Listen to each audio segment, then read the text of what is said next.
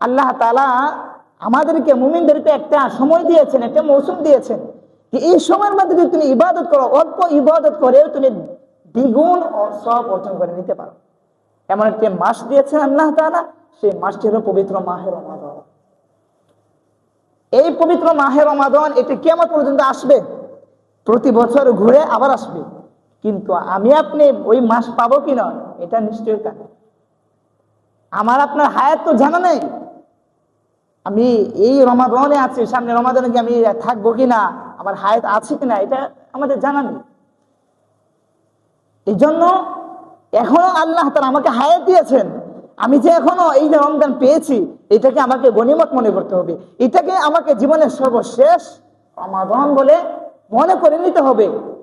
জীবনের সর্বশেষ রমাদান বলে এই মাসটাকে ইবাদতের মাধ্যমে কাটাতে হবে, আল্লাহ তাআলার সন্তুষ্টি অর্জন করতে হবে, আমার আখিরাতকে সুন্দর করার জন্য বেশি বেশি আমল করতে হবে।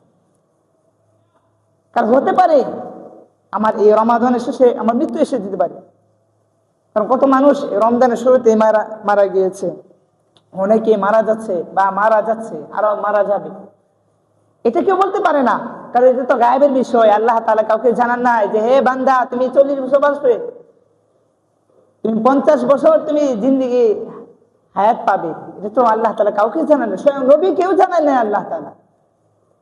এই জন্য মুমিনের প্রতিটা মুহূর্ত খুবই দামি, মুমিনের প্রতিটা দিন, প্রতিটা মিনিট, প্রতিটা সেকেন্ড, প্রতিটা মাস, প্রতিটা বছর অনেক দামি, অনেক গনিমত।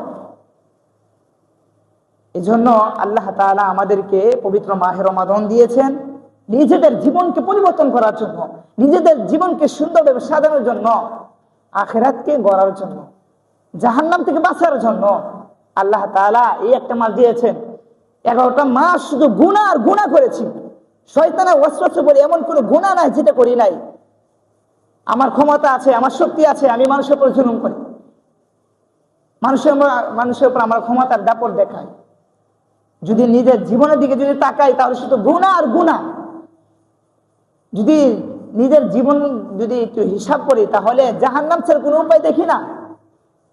এই জন্য আল্লাহ তাআলা বলেন হে বান্দা তুমি 11টা মাস গুনাহ করতে করতে পাহাড় পরিমাণ তোমার গুনাহ হয়ে গিয়েছে, মাথার থেকে নিয়ে পা পর্যন্ত সারা গুনাহে জর্জরিত, আমি একটা মাস তোমাকে দিয়েছি।